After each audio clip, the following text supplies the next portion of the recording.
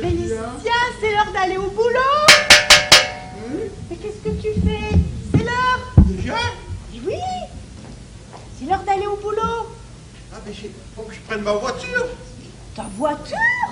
Oui. Mais t'habites à combien de kilomètres de ton travail? Ben, mon travail, c'est d'aller chercher un monsieur. Tu vas chercher un monsieur? Ouais, je sais plus comment il s'appelle, ce monsieur. T'es sûr que c'est pas une dame? Ah, bon, des fois, je me trompe, hein. C'est une dame que tu vas chercher. Hein? Et pourquoi j'irai pas la chercher en voiture? Mais parce qu'elle est à 3 kilomètres. À moins de 3 kilomètres, tu prends pas ta voiture. Comment elle s'appelle? Guanaëlle Daudier. Guanaëlle, t'es où? Attends, elle est où? T'es où, Guanaëlle? Elle est là, regarde, elle est tout près. Où? Tu peux y aller à pied. Tu crois qu'il n'y a pas 3 kilomètres? Ah non, vas-y. Attends, je vais mesurer. Non, oui, mesure.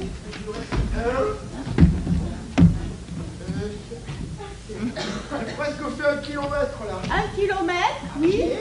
Oui. Ça use les souliers. Pardon.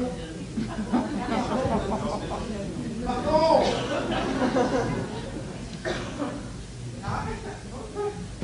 J'en suis à combien? 1,5. Dépêche-toi, tu vas être en retard.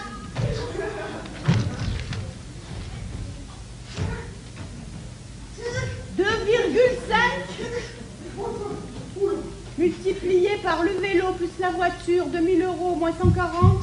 C'est bon, fais encore un peu. C'est bon. Voilà. J'en profite pour piquer à moi. Oui. Parce que les bouteilles, elles sont petites, il y a l'économie d'énergie. Tout à fait. Non, c'est important pour l'économie. Bonjour, Madame Guénaël. Mon travail, c'est de vous emmener jusque là-bas. Et il y a pas 3 kilomètres. Attends, je vais mesurer.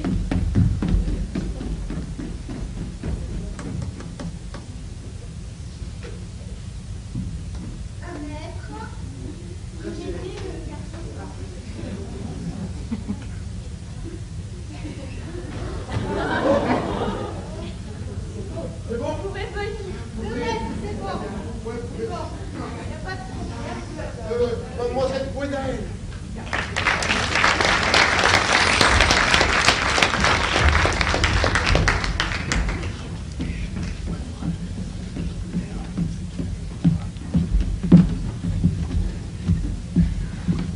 Bonjour, donc merci pour ce transport à pied, c'était convivial. Donc Guanaëlle Daudier, donc je travaille à Chambéry pour l'agence Écomobilité. Donc je vais vous présenter ici la coopération qu'on a eue avec Chambéry Métropole pour mettre en place un service à la mobilité sur le territoire de Chambéry Métropole et aussi des exemples d'actions sur le reste du département. Donc pour situer d'abord, comme Chambéry est un peu loin de la Lozère, donc vous connaissez tous la Savoie, Chambéry souvent un lieu de passage obligé pour aller sur les grandes stations de ski. Donc le département de la Savoie est effectivement un territoire très montagneux, mais avec des grandes vallées, entre des grandes vallées alpines, entre la Suisse et la vallée du Rhône, entre l'Italie et la France. Donc Chambéry notamment se situe en fond de vallée, sur un territoire donc plat. Donc sur le territoire de Chambéry Métropole, on a un enjeu qui est la croissance démographique, donc enjeu que vous n'avez peut-être pas ici, et qui en termes de déplacement et de mobilité pose aussi des problèmes au niveau trafic, au niveau augmentation de trafic, qui peut aboutir à une baisse de qualité de vie si la pollution augmente, des bouchons, etc. Aujourd'hui, sur le territoire de Chambéry Métropole, il y a 120 000 habitants. L'objectif des élus, c'est de stabiliser la part de la voiture pour maintenir la qualité de vie qu'on a sur le territoire de Chambéry Métropole. Donc sur ce territoire, vous pouvez voir donc Chambéry situé dans la vallée qui est située sur l'axe Lyon-Turin. Et sur les marges, on a deux territoires, le début des territoires de moyenne montagne, les Bauges ici, et ici le début de la Chartreuse.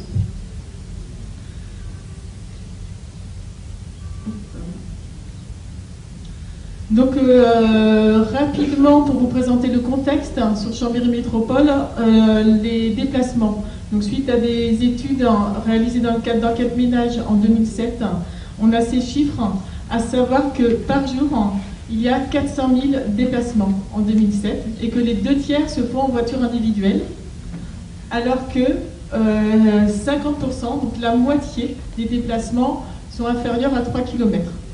Donc ceci, dans un secteur où la majorité est plat, laisse une large part au potentiel de développement du vélo, notamment.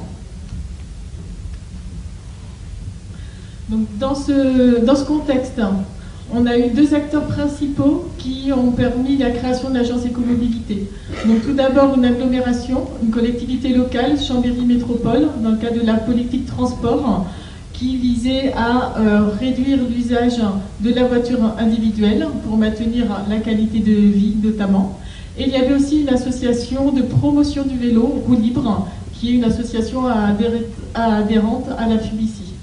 Donc ces deux structures avaient l'idée de mettre en place un service de location de vélo pour développer et faciliter l'usage du vélo en ville.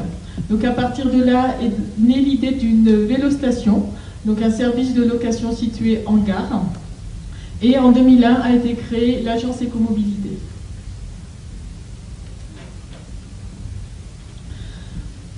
Après un an d'expérience de location de vélo, les élus ont souhaité donc très rapidement intégrer la politique du développement du vélo à une politique plus large en matière de mobilité.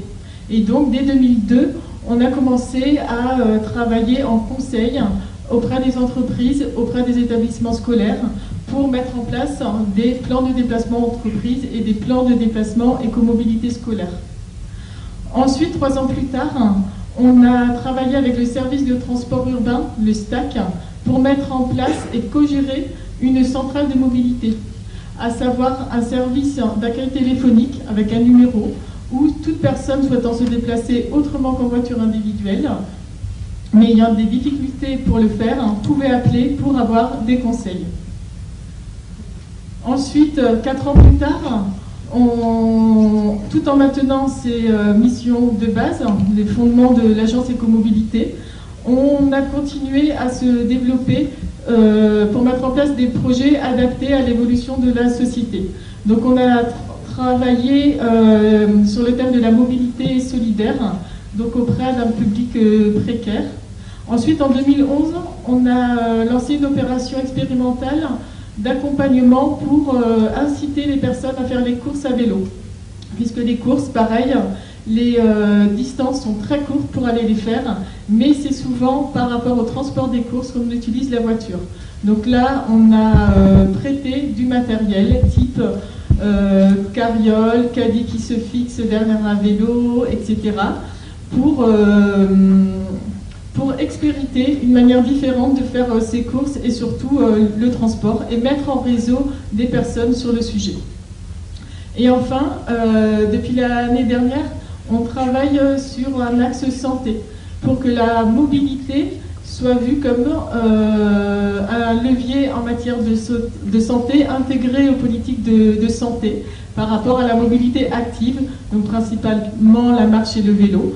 Et là, on est porteur d'un projet financé par l'INPES, Mobilité, Activité et Santé, qui a été lancé dans le cadre d'un appel à projet national par rapport aux démarches ICAPS, pour ceux qui en ont entendu parler.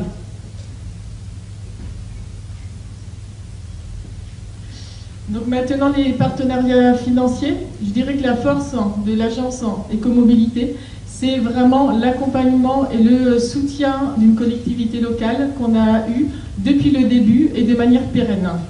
Toutes ces démarches, vu qu'on est sur le changement de comportement, prennent vraiment du temps. Tout le monde est d'accord sur ce plan-là. Et le besoin essentiel, c'est qu'il n'y ait pas de cassure et c'est qu'on puisse avoir une vision sur le long terme, qu'on puisse savoir qu'on peut travailler sur le long terme. Donc ce partenariat avec Chambéry Métropole nous permet de travailler dans cette sérénité. Donc Chambéry Métropole finance entièrement le service de la vélostation, la centrale de mobilité. et en grande partie les plans de déplacement entreprise et les plans de déplacement établissement scolaire. Ils interviennent aussi en cofinancement pour expérimenter des démarches innovantes, démarches qu'on met en place par le biais notamment d'appels à projets ou de subventions plus ponctuelles de l'ADEME, Conseil régional, Fondation, Conseil général, etc. Donc au lancement, on est beaucoup intervenu aussi avec le soutien financier de l'ADEME et du Conseil régional. Maintenant, je vais vous présenter nos différents services. Donc la vélostation, tout d'abord, donc le premier service créé. La location de vélo a connu depuis le début et connaît plus de 10% de locations par an. Donc c'est des locations qui vont de la journée, donc plus peut-être sur le plan du tourisme l'été, au mois ou à l'année, où là on est plus sur des déplacements quotidiens pour aller au travail ou pour les étudiants pour aller à l'université. Donc aujourd'hui on est à 135 000 journées de location par an. Ensuite, un service de gardiennage du vélo. Donc là, c'est pour les personnes qui prennent le train pour aller travailler, notamment, qui peuvent laisser leur vélo à la gare. Donc on a 162 places de consigne à la gare. On pourrait, si la place nous le permettait, en avoir beaucoup plus. Aujourd'hui, le frein, c'est uniquement la place. Et il y a un objectif de développement sur ce plan-là. Et depuis quelques années, on a développé des places de consigne aux entrées de l'agglomération pour permettre aux personnes qui habitent dans des territoires plus ruraux de venir en voiture ou en bus à l'entrée de la ville et ensuite prendre son vélo pour se déplacer dans la ville. Donc au niveau du gardiennage, ça représente à peu près 5000 clients par an. Et en parallèle, dès le lancement de la vélostation, ont été proposées des animations vélo. Donc animation type vélo-école pour apprendre à faire du vélo à des adultes ou à des enfants, ou réapprendre pour des personnes qui ont pu avoir un accident par exemple, qui aujourd'hui ont des gros freins, ont des grosses peurs pour faire du vélo, ou travailler sur la mécanique du vélo, et aussi pour toute personne qui sait faire du vélo. Il y a beaucoup de personnes qui par contre en centre-ville, en milieu urbain, ont peur au niveau de la sécurité. Et du coup, c'est aussi perfectionnement du vélo, apprendre à la conduite en ville. Donc on peut faire des animations en individuel ou alors des animations de groupe. Donc à peu près, ceci représente à peu près 300 animations par an. Donc la centrale de la mobilité dont je vous parlais tout à l'heure, donc qui a été co-gérée pendant plusieurs années à partir de son lancement avec le STAC, est maintenant entièrement gérée par le STAC. Nous, au niveau de l'agence Écomobilité, on intervient en formation multimodale des agents d'information qui animent cette centrale de la mobilité pour perpétuellement que ces personnes puissent avoir les nouvelles informations sur toute la mobilité et tous les services.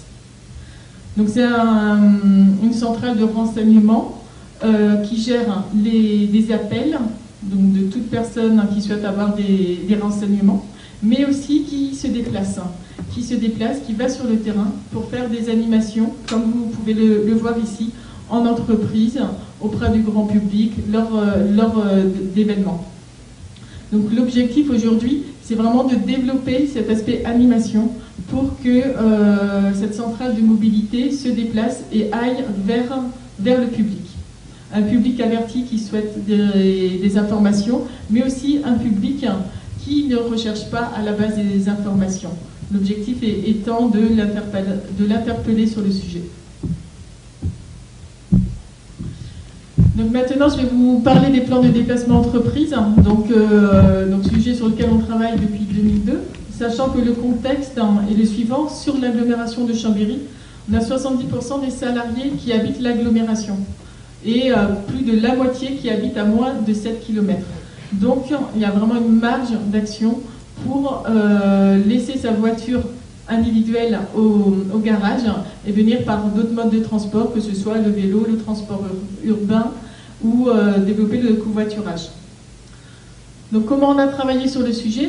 Tout d'abord, on a commencé sur une petite zone, le centre-ville de Chambéry, en faisant un plan de déplacement administration, inter-administration, où là on a fait un diagnostic avec des enquêtes, et on a travaillé surtout sur la formation de référents. On s'est rendu compte qu'on avait du mal à dépasser la sensibilisation et à aboutir à des actions concrètes qui se mettent en place. Du coup, ensuite, à partir de 2004, on a mis en place des conventions dans lesquelles, suite au diagnostic, les entreprises ou les administrations s'engagent pour mettre en place des actions.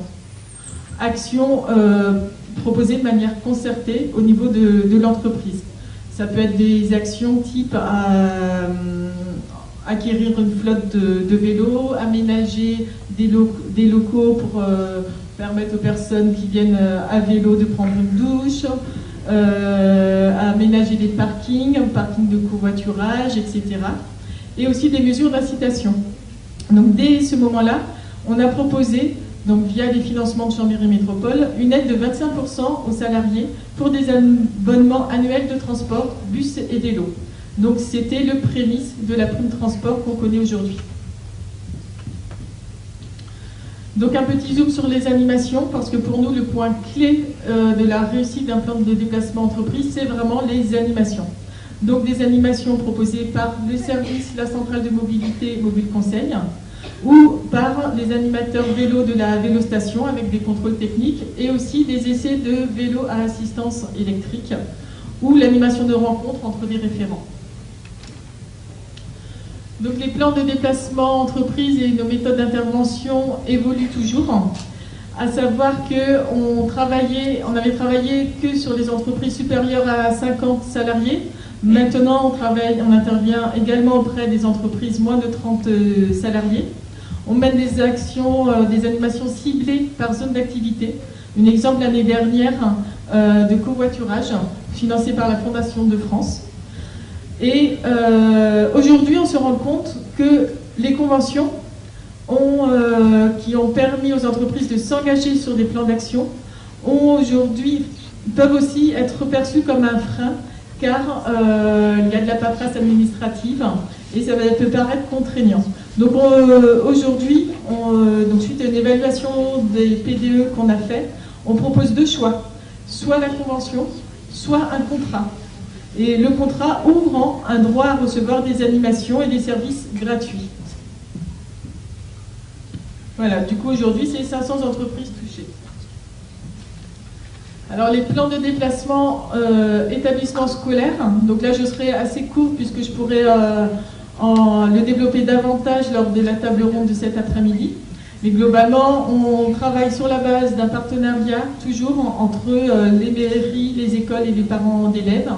La réalisation d'un diagnostic qui est basé sur une cartographie du domicile des élèves, des enquêtes et sur l'accessibilité de l'école pour essayer de travailler sur la sécurisation des cheminements à pied et à vélo. Et ensuite, à partir de là, on élabore un plan d'action concerté. Donc le plan d'action n'étant pas limité au pédibus, ou au pédibus, vélobus ou carapate, comme on dit ici, mais aussi sur des aménagements de voirie, des événementiels, de la formation et de la communication.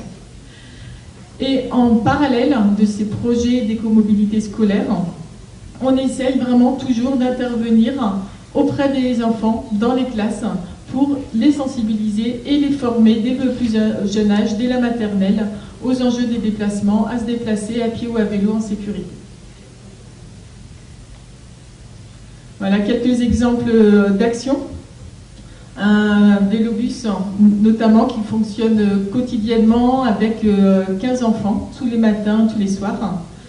Des challenges réguliers qu'on peut faire par école, non pas à l'échelle de l'agglomération un jour donné, mais par école pour que ce soit vraiment adapté au contexte, à la vie de l'école et à la vie de la commune. Des aménagements de parking à vélo et des soirées événementielles, soirées débats où on peut faire intervenir des professionnels de théâtre, comme ici aujourd'hui. Donc maintenant, je vous parlerai de la mobilité solidaire. Donc on a travaillé dans ce cadre là, on a vraiment des similitudes avec ce que vous faites ici, et on ne travaille plus qu'à l'échelle de Chambéry Métropole, mais sur tout le département de la Savoie. Donc on a commencé à travailler à la demande de Pôle emploi, et du coup financé par la direction du travail, pour des problèmes de mobilité qu'avaient les chercheurs d'emploi. Donc là, on propose des ateliers aux chercheurs d'emploi pour leur faire découvrir les services à la mobilité, donc les services du bus notamment, les pistes cyclables, etc., et apprendre à les utiliser. Du coup, ça va être des formations pour prendre le bus, pour lire des plans de bus, etc. Et on propose aussi des formations vélo-école pour réapprendre à faire du vélo, pour aller au travail à vélo. Et aussi des simulations d'entretien sur l'aspect autonomie des déplacements, puisque les demandeurs d'emploi n'ayant pas de voiture peuvent vraiment avoir ce problème au niveau de leur emploi. Vous n'avez pas de voiture, vous ne pourrez pas être à l'heure, etc. Du coup, on les aide à développer un argumentaire sur le fait que même sans leur voiture, ils savent comment se déplacer pour aller au travail avec le bus, avec le vélo ou le covoiturage. Donc on a travaillé par le biais de 4 programmes, donc des financements directs, mobilité alternative à l'emploi, des ateliers financés par le Conseil général de la Savoie, le même appel à projet que ce dont on vient de vous parler pour le covoiturage à Gap, donc quartier vers l'emploi. Donc là, c'était ciblé à l'échelle de quartier prioritaire. Et aujourd'hui, on va travailler par le biais de financement du Conseil régional, un appel à projet éco-citoyen ciblé par quartier prioritaire, où on va être sur de la concertation avec les habitants sur la mobilité. Voilà, une dernière chose. C'est au niveau de la santé. Donc on a travaillé avec l'INPES envers les jeunes, vraiment, sur la promotion de l'activité physique par les loisirs et les déplacements. Donc les déplacements étaient ainsi vraiment intégrés aux activités de loisirs que peuvent avoir les jeunes, et c'est ce qui nous a permis de commencer à tisser des réseaux, des partenariats avec les acteurs de la mobilité. Et aujourd'hui, on oriente nos travail avec les médecins pour essayer de travailler sur un type de projet tel qu'à Strasbourg, 30 minutes sur ordonnance d'activité physique. Je vous remercie.